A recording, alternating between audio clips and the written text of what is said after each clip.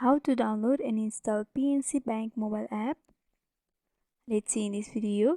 Before getting started, subscribe to our channel and hit the bell icon for more updates from us. Now let's begin. The mobile banking app of PNC Bank can easily be found on your Google Play Store. So the first step is you need to open up your Google Play Store on your device.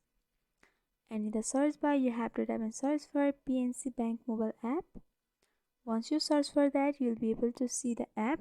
You have to simply tap on the install option at the right upper side, and it will take a few minutes to install depending upon your internet connection. Once you install it on your device, you can create your account or log into your account, and from over there you can use the services of PNC Bank, which includes the account management, and you can also transfer money from one bank to another or to your friends. There's other features like help center, calendar, and many more. And after a few minutes you can see PNC mobile bank has been installed on my device. So this is how you download and install PNC Bank mobile app. I hope this video was helpful. Don't forget to like, comment, share and subscribe to our channel for more updates from us. Thanks for watching.